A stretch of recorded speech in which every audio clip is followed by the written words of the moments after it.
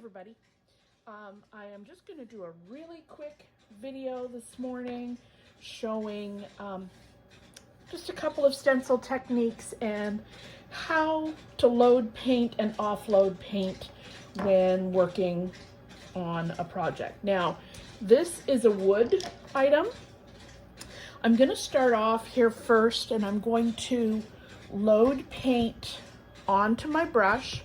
Now, you can offload it. I'm using a styrofoam plate here. You can offload it on the plate, or you can also come off onto a paper towel. I've probably muddied my paint a bit here with the black.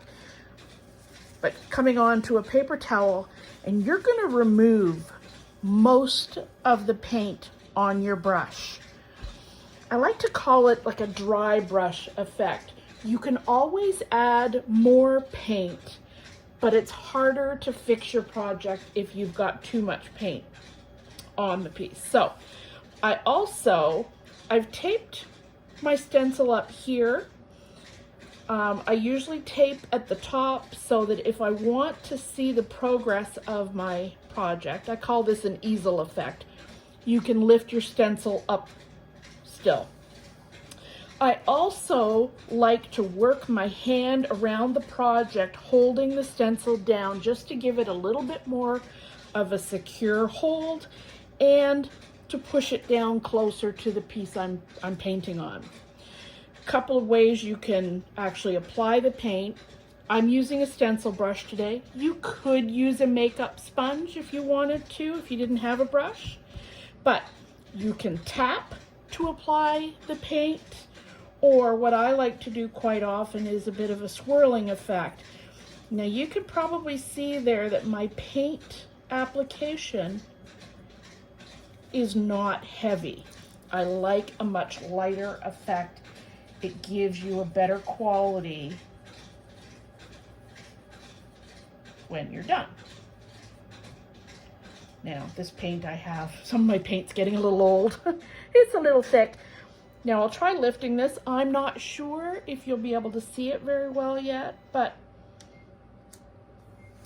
it is nice and light. Now I'm going to come over here and I'm going to paint the rest in black. I've applied onto my brush, but I'm going to come over here and I'm going to offload most of it. I like to say that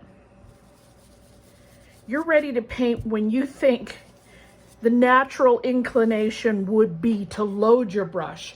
That's when you've got the right amount of paint on your piece. So I'm going to keep my hand down here, and we're going to start over here, and we're just going to start going really light.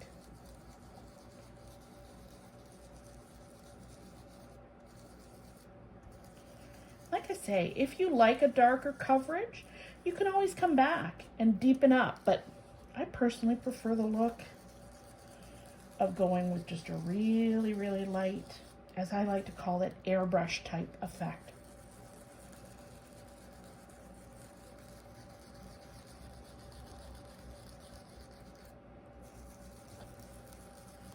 The main thing is, when you're creating, there are no mistakes.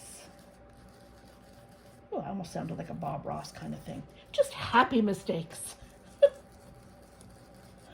I'm going to add just a tiny bit more, but what happens sometimes when you do that is it'll look a little unbalanced. So I like to make sure I don't want to add too much. See, I'm a little heavier there. It's probably heavier than I'd like to be. I didn't remove enough paint. So I'm just going to balance my paint color by going back over a few of these items.